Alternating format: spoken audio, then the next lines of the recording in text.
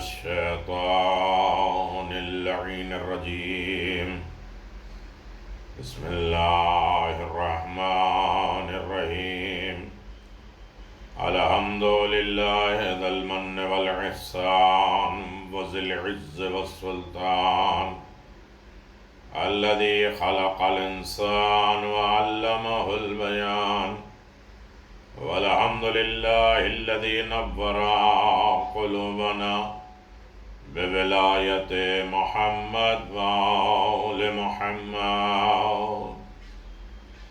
اللهم صل على محمد وعلى آله الطيبين الطاهرين المعصومين المنتجبين. ولعنة الله على أعدائهم من الآن إلى قيام يوم الدين. آمين يا رب العالمين. أما بعد فقد قال الله تبارك وتعالى في محكم كتابه المبين وهو أصدق الصادقين وقوله الحق.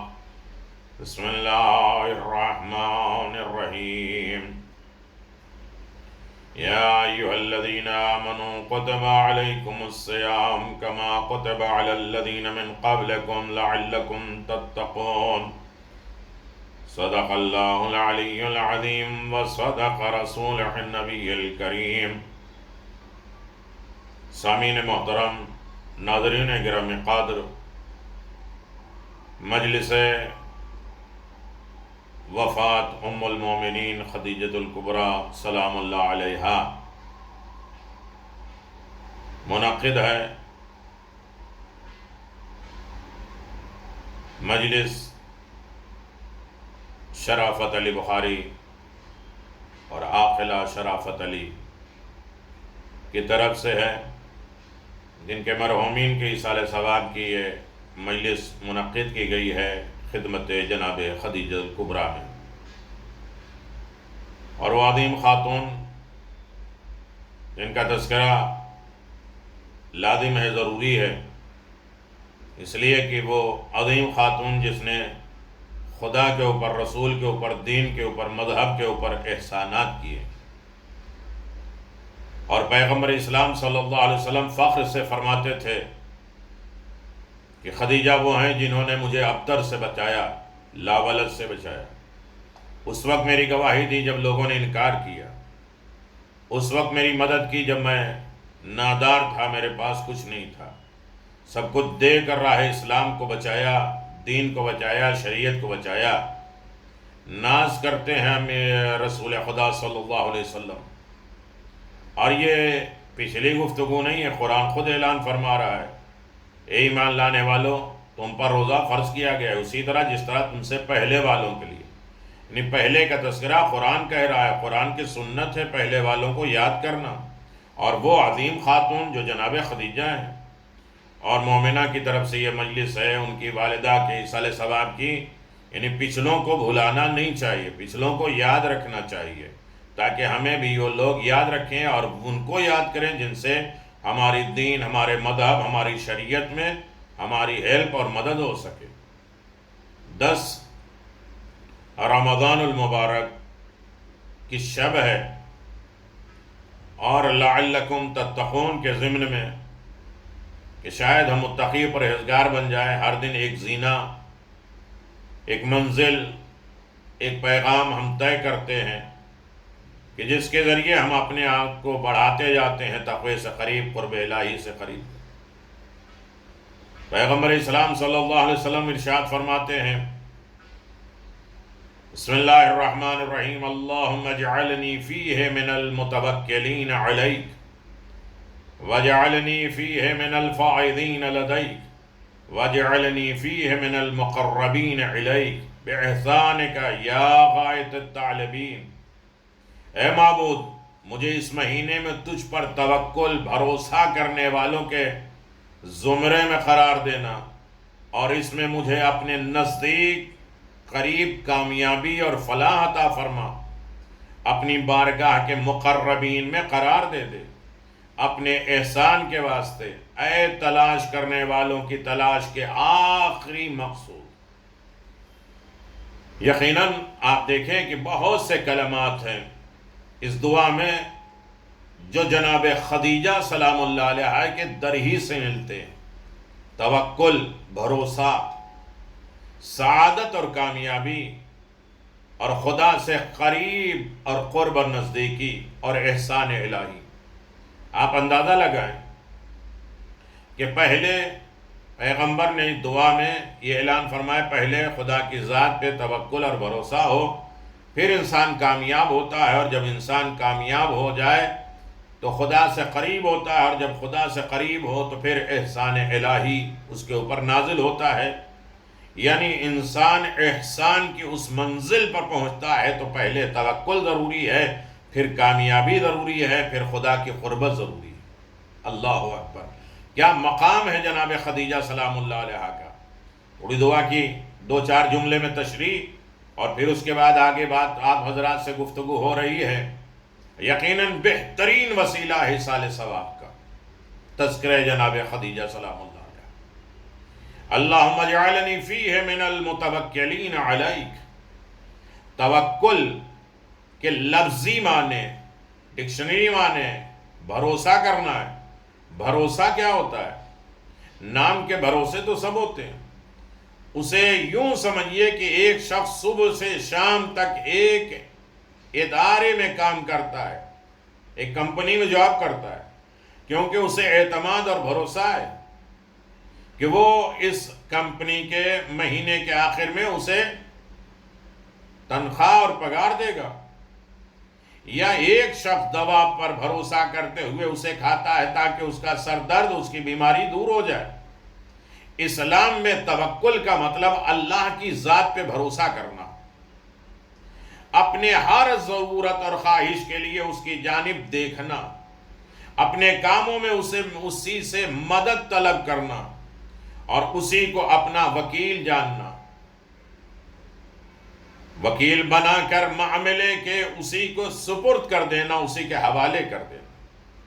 توکل یعنی جس کے اوپر انسان وکیل کرے، بھروسہ کرے، سارے معاملات کو اس کے حوالے کر دے. مجلس بھی اسی کی طرف سے ہے جو وکیل شرافت علی بخاری، یعنی وکالت، وکیل، بھروسہ، توکل. لیکن توکل کے یہ معنی ہرگز نہیں ہے کہ ہاتھ پہ ہاتھ رکھ کے خدا کی ذات پہ سب بھروسہ کر لو، وہی کھلا دے گا، وہی لقمہ گلے سے اتار دے گا، وہی تمہارے چیز تک پہنچا دے گا. بلکہ یہ معنی ہے کہ ہم کام انجام دیتے رہیں، نتیجہ کیا ہوگا اس کی ذمہ داری خدا کے اوپر چھوڑ دیں، رزلٹ کیا ہوگا اس کی ذمہ داری خدا کے اوپر چھوڑ دیں. کچھ لوگ توکل کے غلط معنی نکالتے ہوئے کہتے ہیں ہر کام اللہ پر چھوڑ دو، ہماری کوئی ڈیوٹی، کوئی ذمہ داری نہیں. غلط ہے، جبکہ اسے توکل نہیں، تواکل اور کام چوری اور سستی کہتے ہیں. ایک دن رسول خدا صلی اللہ علیہ وسلم کی بارگاہ میں ایک شخص آیا اور کہنے لگا، کیا میں اپنے اونٹ کو خدا کے توکل کرتے ہوئے یوں ہی کھلا چھوڑ دوں یا باندھ دوں تاکہ چوری نہ ہو، اور پھر خدا کے اوپر توکل کروں؟ رسول خدا صلی اللہ علیہ وسلم نے ارشاد فرمایا، پہلے باندھ دو پھر توکل کرو، بھروسہ کرو. ایک دن رسول خدا صلی اللہ علیہ وسلم ایک کھیت کی طرف سے گزرے تو دیکھا کہ کسان بیکار بیٹھا ہے اور کام نہیں کر رہا ہے. پیغمبر اسلام نے اس سے پوچھا، کیوں کام نہیں کرتے؟ انہوں نے کہا کہ ہم تو خدا کے اوپر توکل کرتے ہیں، بھروسہ کرتے ہیں، وہ ہمارے بدلے میں ہماری کھیتی کا کام کر دے گا. پیغمبر اسلام نے جواباً فرمایا کہ تم توکل والے لوگ نہیں بلکہ تواکل اور سستی کرنے والے لوگ ہو. اسی طرح امیر المؤمنین علی بن ابی طالب علیہ السلام نے ایسی ہی بات کہتے ہوئے مسجد میں بیکار بیٹھے لوگوں کے لیے فرمایا، تم لوگ متوکل نہیں، کام چور ہو، سست ہو. جب یہ آیت کریمہ نازل ہوئی، من یتوکل علی اللہ یجعل لہ مخرجا، جو کوئی خدا کے اوپر پرواہ کرتا ہے، بھروسہ کرتا ہے، اس کے لیے رنج و محن اور مخلصی کی صورت پیدا کر دیتا ہے. یرزق من حیث لا یحتسب، اور اس کو ایسی جگہ سے رزق دیتا ہے جہاں سے اس کو وہم و گمان نہ ہو. شرط یہ ہے کہ خدا کی ذات پہ بھروسہ ہو. تو کچھ لوگ مسجد میں آ کے بیٹھ گئے، گھر بار کاروبار تجارت سے بے خبر ہو گئے، چھوڑ دیا، عبادت میں مشغول ہو گئے. جب پیغمبر اسلام کو یہ خبر لگی تو آئے اور پوچھا ایسا کیوں کرتے ہو؟ تو وہ کہنے لگے کیونکہ خود خدا نے ایسے کہا ہے. روزی کی ضمانت لے لیے پروردگار نے. پیغمبر اسلام صلی اللہ علیہ وآلہ وسلم ارشاد فرماتے ہیں اس کا مطلب وہ نہیں ہے جو تم سمجھ رہے ہو. اپنے کاموں پر لگ جاؤ، اور جو بھی اس طرح بیٹھا رہے گا اس کی دعا قبول ہرگز نہیں ہوگی. سستی، کاہلی، بیکار، فضول آدمی کے لیے کوئی رزق نہیں، اس کی دعا بھی قبول نہیں ہوتی. لہذا اپنے اعتبار سے محنت کرو، حرکت کرو، اور اس کے بعد نتیجہ رزلٹ خدا کے حوالے کر دو، وہی بہترین فیصلہ کرنے والا. توکل کے بہت زیادہ فائدے ہیں نفسیاتی اعتبار سے، روحانی اور اخلاقی نقطہ نظر سے بھی. خلاصہ کلام یہ ہے کہ ہم اس دعا میں درخواست کرتے ہیں کہ پروردگار ہمیں توکل کرنے والوں میں شمار فرما. کیونکہ توکل کے معنی بے حرکتی، چپ چاپ بیٹھے رہنا نہیں ہے، بلکہ تیروں کے سائے میں بھی اطمینان سے سو کر بازار مملوک میں ٹھہرے ہوئے اور مرضی ذوالجلال کا سودا کر لے. 40 تلواروں میں لیٹ جائے اور خدا کی ذات پہ بھروسہ کر لے.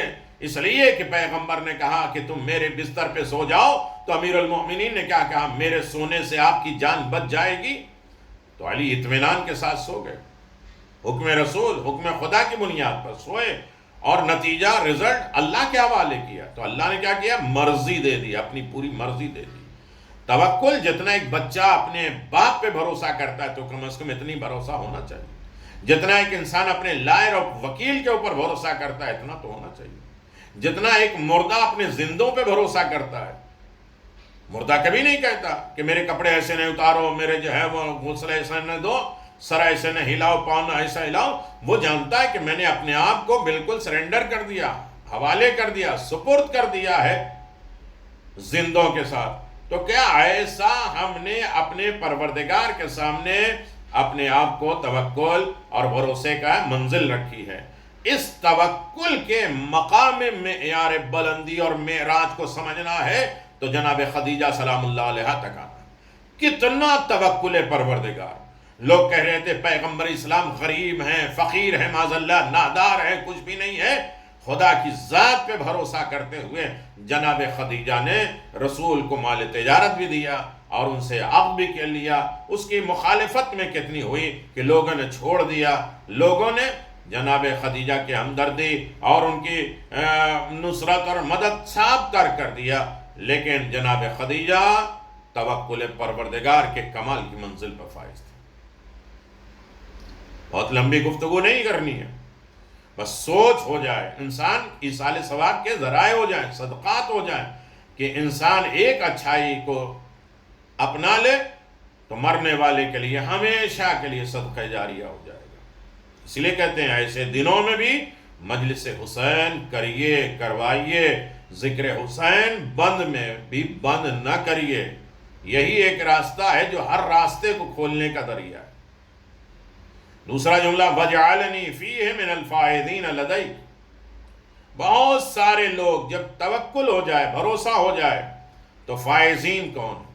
فَاضَ فَوْضًا عَظِيمًا فَيَا لَيْتَنِي كُنْتُ مَعَكُمْ فَاضَ فَوْضًا عَظِيمًا. یا علی انت وشیتک ہم الفائزون. کامیاب فائز کب ہوگا؟ جب انسان توکل کرے گا. بہت سارے لوگ خوشبختی اور سعادت کے لیے مادیات کو مہیا کرتے ہیں. یہ دولت آ جائے، یہ گھر آ جائے، یہ گاڑی ہو جائے، یہ بنگلہ ہو جائے تو ہم کامیاب ہو جائیں گے. لوگوں کی نگاہ میں سعادت مند کامیابی اور خوشبختی وہ ہے جو وسائل میں عیش، آرام، آشائش اور رفاہ میں دوسروں پہ سبقت کر جائے. ہمارے عیش آرام میں سب سے میں آگے ہو جاؤں. دین مبین اسلام میں سعادت اور کامیابی اور خوشبختی کا معیار ان چیزوں سے بالا ہے، اعلیٰ ہے، افضل ہے جس اہم بات کی طرف توجہ کرنا چاہیے وہ یہ ہے کہ مال اور دولت خدا تک پہنچنے اور خلقت کے مقصد کو سمجھنے کا وسیلہ ہے۔ مال و دولت خدا تک پہنچنے، خدا کی مخلوق کی مدد کرنے، خدا کے کام آنے، اس کا وسیلہ ہے۔ اسی لیے ائمہ معصومین علیہ السلام جو کہ اللہ کے احکام کے مفسر، مبلغ ہیں، ہمیشہ اس چیز کی کوشش کرتے رہے کہ سعادت اور خوشبختی کے معنوی پہلو کو اجاگر کر کے دنیا کی خوشبختی کو آخرت کی سعادت اور خوشبختی میں تبدیل کر سکے، اور سعادت اور خوشبختی کی ایک ایسی واضح اور روشن تصویر دکھا سکیں جو لوگوں کی حقیقی سعادت اور خوشبختی کی طرف رہنمائی کر سکے۔ دعا کے اس فقرات میں درخواست کی گئی ہے کہ ہمیں فائزین میں قرار دے۔ توکل جناب خدیجہ اس منزل پر تھا کہ انہیں فائزین، نام خدیجہ کامیابی کا ذریعہ ہو جائے۔ رسول خدا نے ساتھ لیا جناب خدیجہ کا تو کامیاب ہوئے، ہر منزل پر کامیاب ہوئے۔ کوئی نماز پڑھنے والا نہیں تھا جناب خدیجہ پیچھے نماز پڑھنے، کوئی مددگار اور شہادت اور گواہی دینے والا نہیں تھا، جناب خدیجہ نے گواہی دی۔ کوئی پناہ دینے والا نہیں تھا، جناب خدیجہ نے پناہ دیا۔ کیسی کامیاب! یاد آتی ہے 19 ماہ رمضان کی وہ صبح جب محراب عبادت میں ایک فائز، کامیاب انسان کا جملہ کائنات کے کانوں میں گونج رہا ہے، فزت برب الکعبہ، رب کعبہ کی قسم علی کامیاب ہو گئے۔ کعبے کے رب کی قسم کامیابی اور کامرانی کی سعادت، خوشبختی کیا ہے؟ کامیابی خدا کے ہاتھ میں، توکل ہو تو کامیابی۔ اگر نصیباً بنانا ہے تو ہمیں بھی یہ دعا جملے روح کی گہرائی اور معرفت کی گہرائیوں میں پہنچ کر دہرانا ہوگا، سمجھانا چاہیے کہ فائزین کیا ہے۔ فائزین ہر منزل پر انسان کامیاب۔ کتنی کامیابی! ام المؤمنین کا لقب، مومنوں کی ماں، رسول جسے یاد کریں، جس کے احسانات کا قصیدہ خود قرآن پڑھے، اما الیتیم فلا تقہر، گفتگو آئے گی۔ یہ ہے کامیابی۔ تیسرا جملہ وَجْعَلْنِي فِيهِ مِنَ الْمُقَرَّبِينَ إِلَيْكَ، پہلے بھروسہ کرو، پھر کامیاب ہو، پھر خدا سے قریب ہو، پھر احسان الہی دیکھو۔ یہ تمام چیزوں کو جمع کر دیا جائے تو جناب خدیجہ بنتی۔ ہم اپنے گھر کو، اپنے سماج کو، اپنی سوسائٹی کو، اپنے ماحول کو، ہسبینڈ وائف کے دیگر تمام قانون اس معیار پہ اتارتے ہیں جناب خدیجہ کی شخصیت۔ ایسی بیٹی دی ہے رسول خدا کو جناب خدیجہ سلام اللہ علیہ نے کہ بیٹی ہوتے ہوئے ماں کی یاد دلا دی، ماں کی خدمت کی۔ وَجْعَلْنِي فِيهِ مِنَ الْمُقَرَّبِينَ إِلَيْكَ۔ اگر ننھا سا قطرہ، چھوٹا سا قطرہ اپنے محدود اور چھوٹے سے باوجود کے ساتھ ٹھاٹھیں مارتے ہوئے وسیع عریض سمندر میں غرق ہو جائے، چھوٹا سا قطرہ لمبے سمندر جو بہہ رہے ہیں اس میں ڈوب جائے، ختم ہو جائے، تو کوئی طاقت اسے ختم نہیں کر سکتی، قطرہ رہے گا، سمندر میں پہنچ جائے گا۔ انسان جتنا بھی خدا کے نزدیک فزیکل یا سینٹی میٹر والی نزدیکی مراد لے، کتنے قریب آتا ہے، کتنے انچ قریب آتا ہے، مگر معنوی یا روحانی ہوتا جائے اس کا مقام، مرتبہ بھی بلند ہوتا جائے گا۔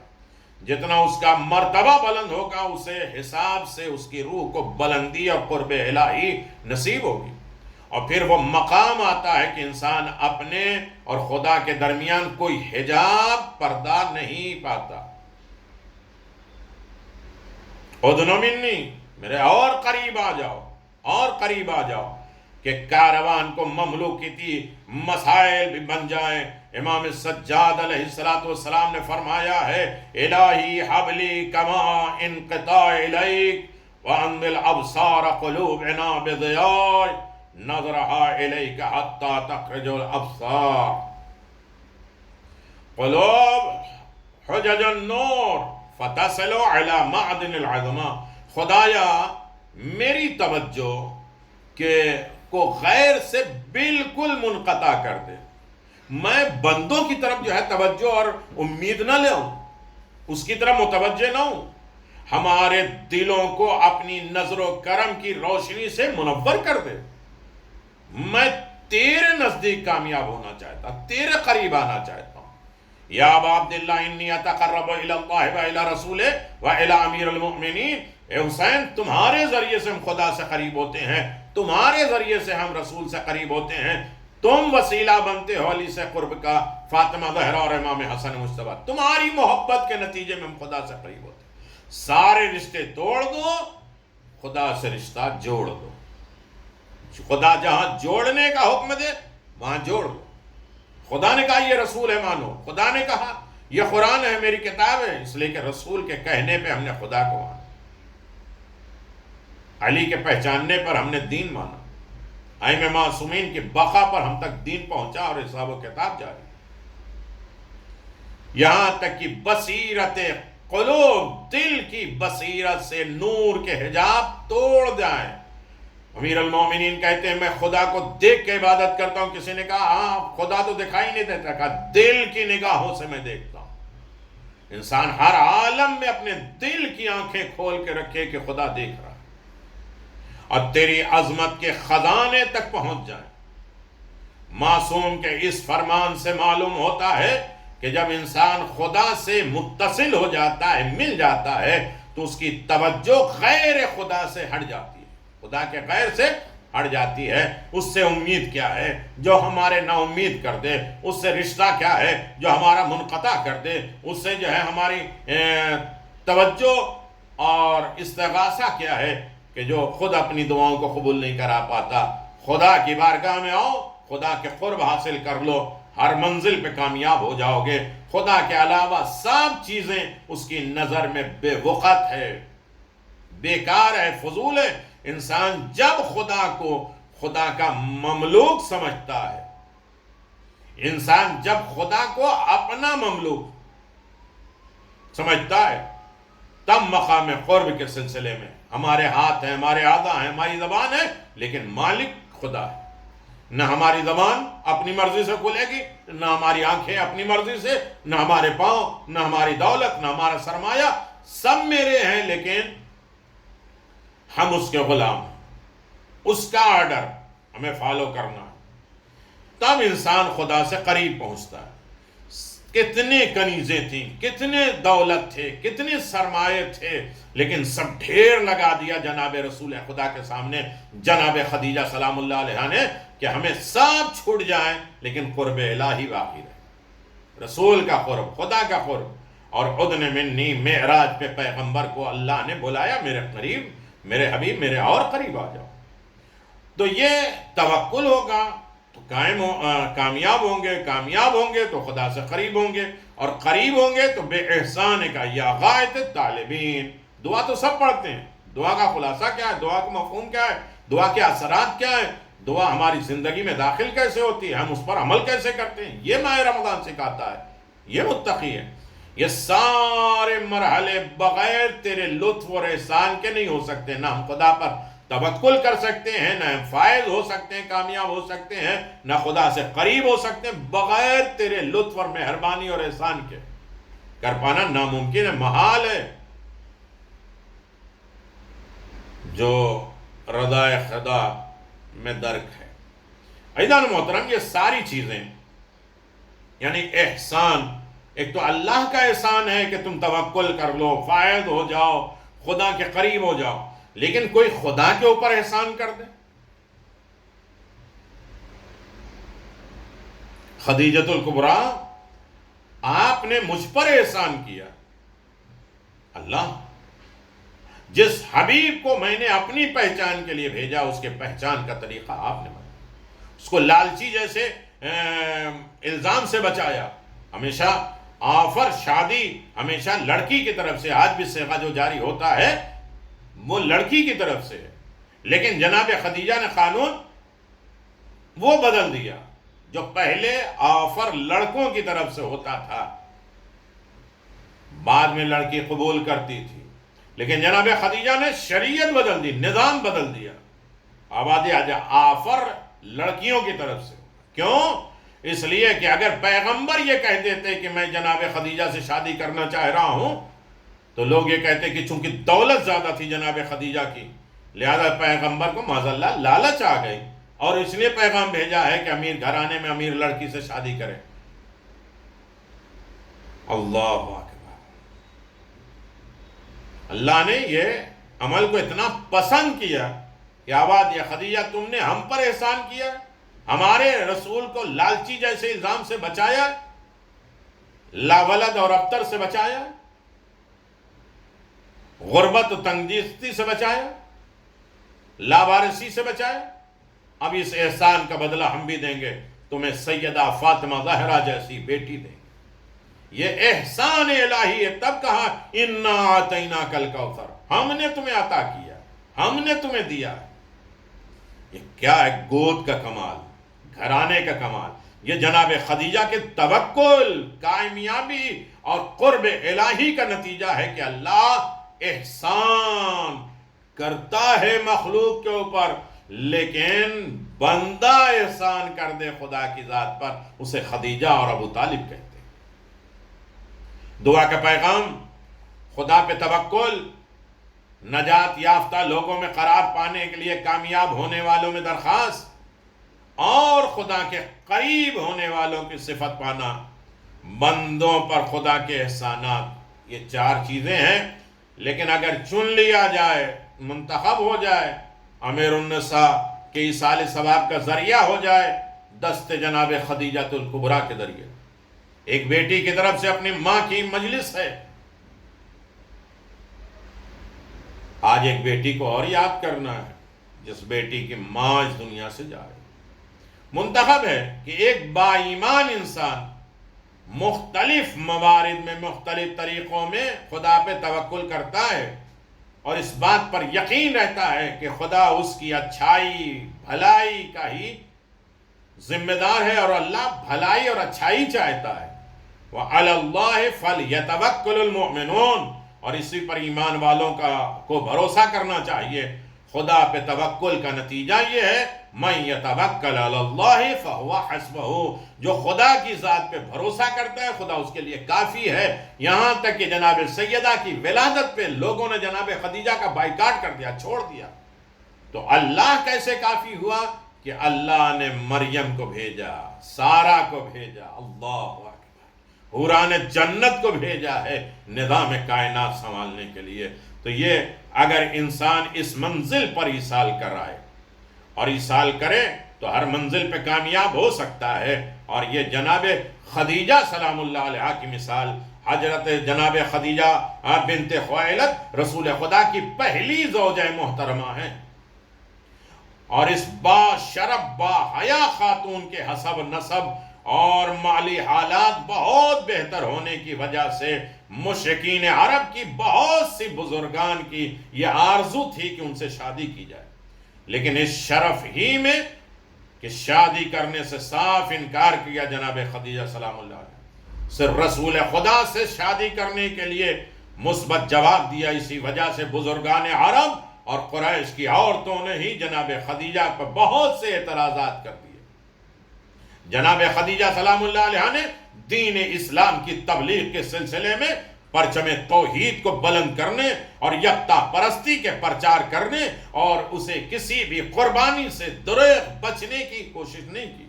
ہر قربانی دی ہے جناب خدیجہ نے دین اسلام کے لیے، اور اپنی تمام جانی مالی حمایت کے ساتھ اپنی زندگی کی آخری سانس تک رسول خدا صلی اللہ علیہ وسلم کا ساتھ دیا۔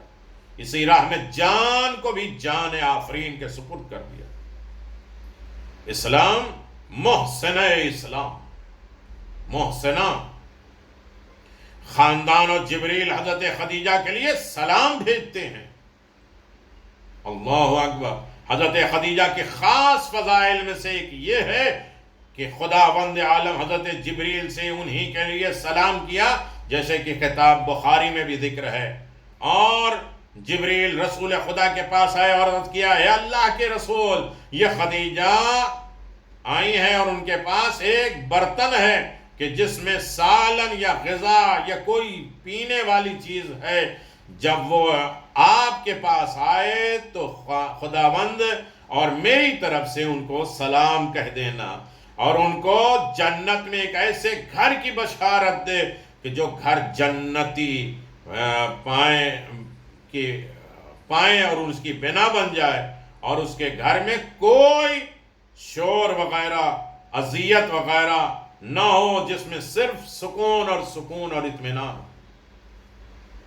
عزیزان و محترم، جناب خدیجہ سلام اللہ علیہا کا مقام خود معراج میں پیغمبر اسلام گئے، اس مقام کو پوچھا، اور پیغمبر جب آنے لگے تو آواز اللہ نے کہا ہے کہ خدیجہ کو سلام کہنا۔ سب خدا کو سلام کر رہے ہیں، خدا جسے سلام کراتا ہے اسے خدیجہ کہتے ہیں۔ یہ کیا ہے؟ توکل، یہ فائزین، یہ قرب الہی، اور پھر احسان پروردگار۔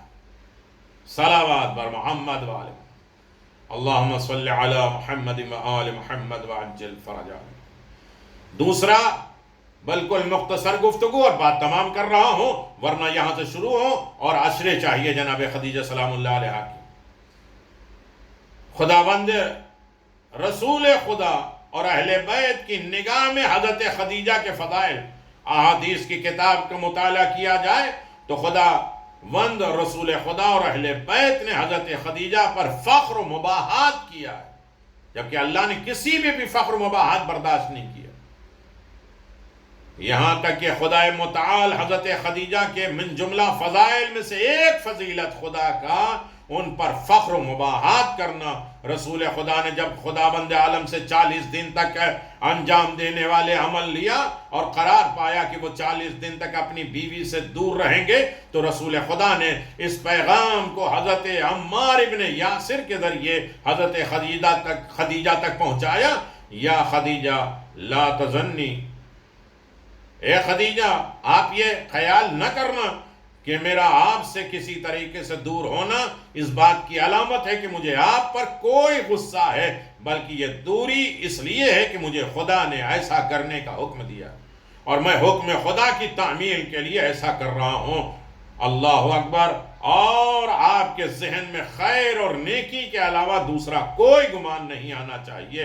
خدا ہر روز کئی مرتبہ ایک وجہ سے ملائکہ پہ فخر کرتا ہے اور کہتا ہے کہ خدیجہ نے کوئی غلط خیال نہیں کیا ہے، یہ فخر و مباحات۔ تو عزیزان محترم، کمال ہے جناب خدیجہ سلام اللہ علیہا کا۔ خدیجہ، اور کون خدیجہ کی طرح ہو سکتا ہے؟ اس نے اس وقت میری تصدیق کی، رسول کہتے ہیں کہ جب لوگ مجھے جھٹلا رہے تھے، دین خدا پر اس نے میری مدد کی اور اپنے تمام مال کے ساتھ میری حمایت کی۔ خدا نے مجھے حکم دیا ہے کہ میں خدیجہ کو جنت میں موجود زمرجد سے بنے ہوئے ایسے محل کی خوشخبری دوں جس میں کسی قسم کی کوئی تکلیف اور زحمت نہ ہو۔ اللہ اکبر۔ رسول خدا صلی اللہ علیہ وسلم نے فرمایا، اے لوگو، کیا آج میں تمہیں ان کے بارے میں نہ بتاؤں جو اپنے جدہ کے لحاظ سے سب لوگوں سے افضل ہیں؟ سب نے مل کر جواب دیا، ہاں اے اللہ کے رسول۔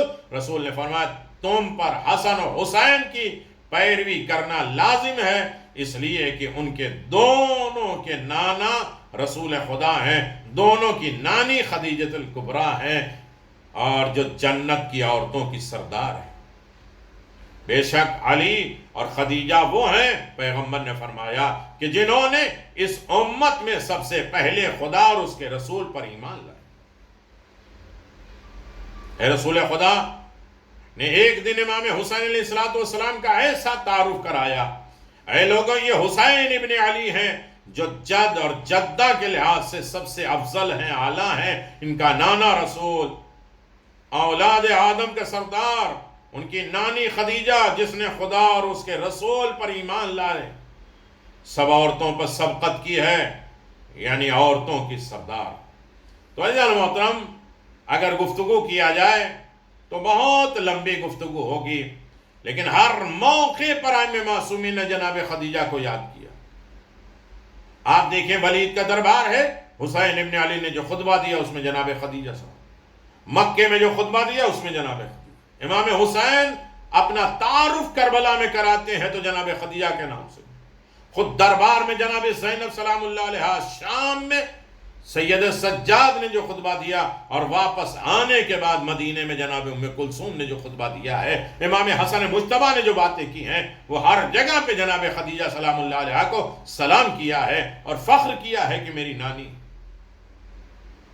اللہ اکبر! یقیناً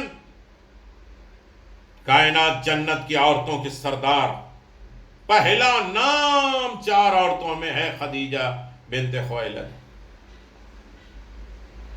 حضرت امام حسن مجتبیٰ بھی حضرت خدیجہ کے بلند مقام کی وجہ سے ان پر فخر و مباحات کیا کرتے تھے۔ بہت سی مثالیں ہیں، بہت سی چیزیں ہیں، انسان اس پر غور تو کرے۔ یقیناً امام حسن مجتبیٰ کی خلافت کے دور میں جب معاویہ ملعون نے خلافت کے زبردست اپنے ہاتھ میں لے لیا تو اس وقت مسجد کوفہ کے منبر پہ بیٹھ کے خطبہ دیا۔ علی ابن ابی طالب کو برا بھلا کہنے والوں، امام حسن بھی وہاں موجود تھے۔ انہوں نے معاویہ کے جواب دیتے ہوئے اپنے نسب، اپنا حسب ذکر کیا۔ تمہیں معلوم ہے میں کون ہوں؟ میرا نانا رسول خدا، میرا باپ اور میری نانی خدیجۃ الکبریٰ۔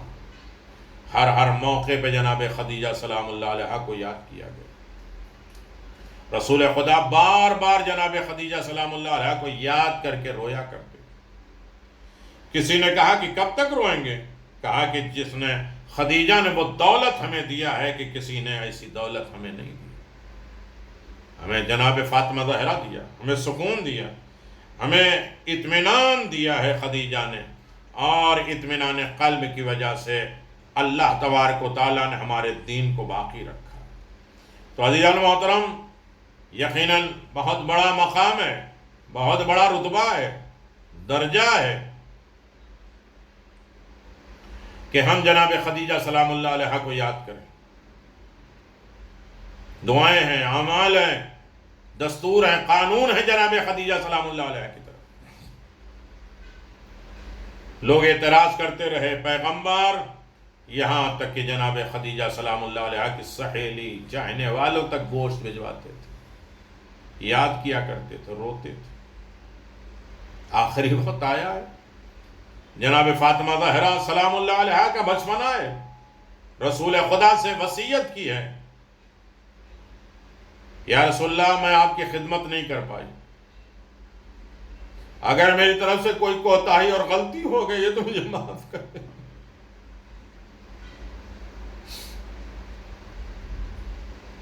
لیکن دوسری وصیت کے لیے ہمت نہیں ہوئی کہنے کی۔ جناب فاطمہ زہرا کے ذریعے کہلایا کہ اپنے بابا سے کہہ دو اگر ہو سکے تو میرے انتقال کے بعد، میری شہادت کے بعد، میری وفات کے بعد مجھے اپنا ایک لباس دے دیں تاکہ میں اس لباس کو لے کر کفن بنا کر قبر میں جاؤں۔ جو کائنات کو کھلانے والی، جس کی دولت عام ہے، جس کی چابیاں اونٹ کے پشت پہ لاد کے چلنے والی، جس کی کنیزیں اور غلام بے انتہا ہیں، جس کا تجارت اور بزنس بہت عالی ہے، وہ سب کچھ دین اسلام پہ لٹا دیا، ایک مرتبہ بھی نہیں کہا یہ میری دولت،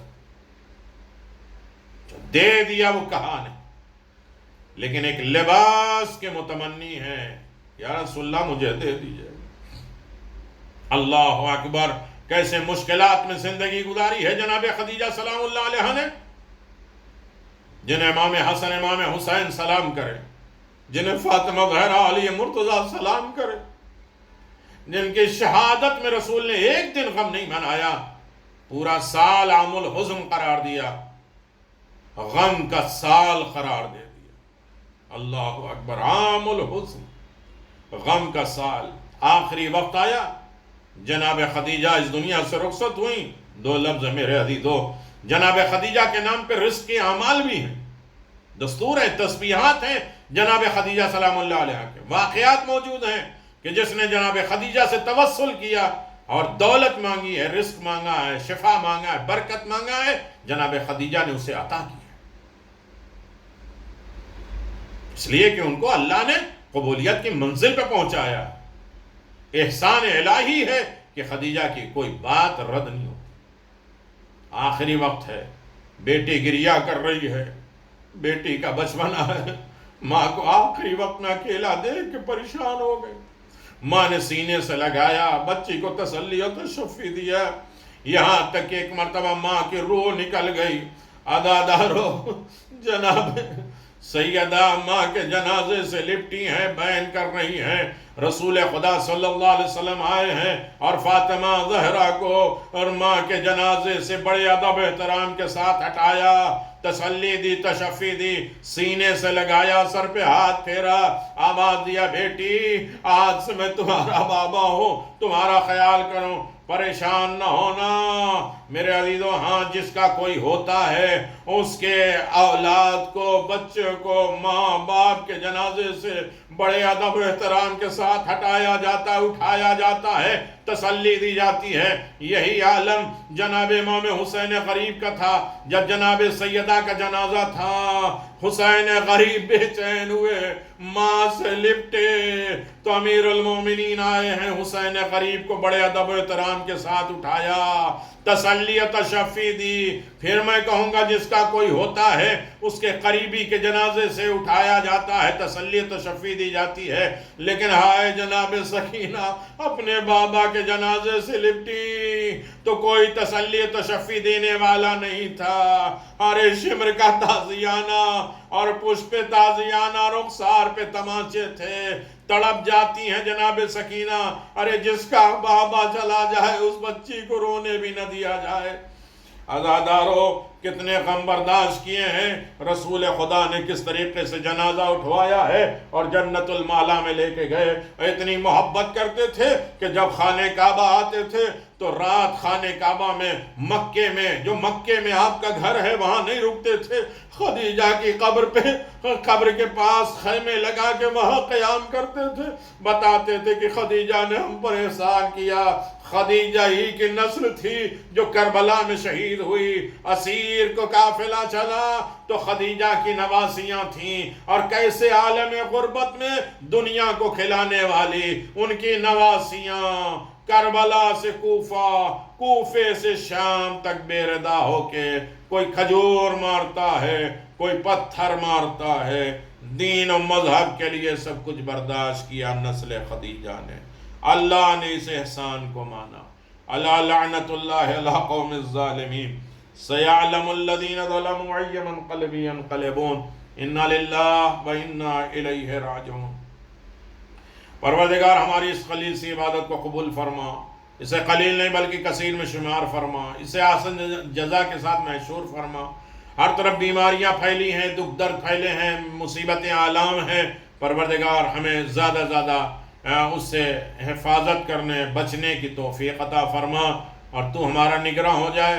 میرے کریم پروردگار ہماری حفاظت فرما، ہماری دعاؤں کو قبول فرما، اپنے معصومین کے قرب میں، جوار میں، ان کی محبت میں زندہ رکھنا، اور ہماری نسلوں کو آباد و شاد فرما، ہمارے خاندان کے تمام مرحومین کی مغفرت فرما، ہمارے زندوں کو ہر طرح سے سرور اور خوشی نصیب فرما، اپنے علاوہ کسی اور کا محتاج نہ قرار دے۔ یہ معظمہ نے اپنی والدہ جناب مجلس امیر النساء بنت نور علی کے لیے منعقد کی ہے، اور بہت سے مرحومین کے نام بتائے ہیں، اللہ ان کے درجات کو بلند فرمائے۔ اور بیٹی نے اپنا حق ادا کرنے کے لیے ماں کو یاد کیا ہے، ہر بیٹی اور بیٹے کو اپنے مرحوم والدین کو یاد کرنے کی توفیق عطا فرمائے، اور ایسی بندی میں، ایسی بیماریوں میں مجلس حسین کی توفیق عنایت فرمائے۔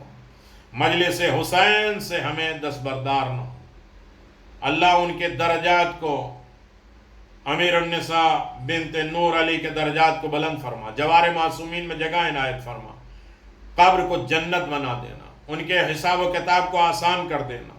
پروردگار وہ قبر سے دعا دے سکیں اپنی بیٹی کو، اپنے اولاد کو، کہ تم نے ہمارے قبر میں وہ دیا جناب خدیجہ کی یاد اور ان کی شہادت پہ جو ہمیں مجلس کا تحفہ عنایت فرمایا، اس سے پوری قبرستان روشن ہو گئی، ہماری نسل آباد ہو گئی، اور ہمیں ہر طریقے کی خرابیوں سے نجات مل گئی، اور صحیح سکون کی زندگی مرحمت ہو گئی۔ ہر مومن کو اپنے مرحومین کو یاد کرنے کی توفیق عطا فرمائے۔ مجلسیں جاری و ساری ہیں، آپ اپنے مرحومین کے نام بھیجتے رہیے، انشاءاللہ ان کے نام پہ مجلسیں ہوتی رہیں گی۔ ایک مرتبہ سورہ حمد اور 3 مرتبہ سورہ اخلاص کی تلاوت کر کے امیر النساء بنت نور علی اور باقی تمام مرحومین جن کے میسج میں نام ہیں ان سب کو ہدیہ کر دیے، اور دعا کریے کہ اللہ ان کے بچوں کو جس طریقے سے انہوں نے ماں کو یاد کیا ہے، ماں کی دعائیں قبر سے ان کو ملتی رہیں، اور ماں کے تمام واجبات ہدیہ کرتے رہیں، مشکلات سے نجات ملتی رہے۔ السلام علیکم ورحمۃ اللہ وبرکاتہ۔ بسم اللہ الرحمن الرحیم۔ الحمد للہ رب العالمین الرحمن الرحیم مالک یوم الدین، ایاک نعبد و ایاک نستعین، اہدنا الصراط المستقیم صراط الذین انعمت علیہم غیر المغضوب علیہم ولا الضالین۔ بسم اللہ الرحمن الرحیم۔ قل هو اللہ احد اللہ الصمد لم یلد ولم یولد ولم یکن له کفوا احد۔ بسم اللہ الرحمن الرحیم۔ قل هو اللہ احد اللہ الصمد لم یلد ولم یولد ولم یکن له کفوا احد۔ بسم اللہ الرحمن الرحیم۔ قل هو اللہ احد اللہ الصمد لم یلد ولم یولد ولم یکن له کفوا احد۔ اللہم صل علی محمد وآل محمد، اللہم صل علی محمد وآل محمد، اللہم عجل لولیک الفرج وجعل انصارک وامانک ورحمت اللہ وبرکاتہ۔ پروردگار اس سورہ فاتحہ، اس دعا، اس مجلس کا ثواب جو ہے امیر النساء بنت نور علی تک پہنچا دے، انہیں اعلیٰ علیین میں جگہ عنایت فرمائے، مشکلات پریشانیوں سے انہیں نجات عطا فرمائے، ہر فتنے آفات اور بلاؤں سے انہیں محفوظ فرمائے جن کی طرف سے یہ مجلس ہے۔ عطائے جناب خدیجہ ان کے گھروں پر، ان کی زندگیوں میں داخل فرما، رحمت جناب خدیجہ، احسان جناب خدیجہ ان کے نسلوں میں بھی باقی رہے۔ السلام علیکم ورحمۃ اللہ وبرکاتہ۔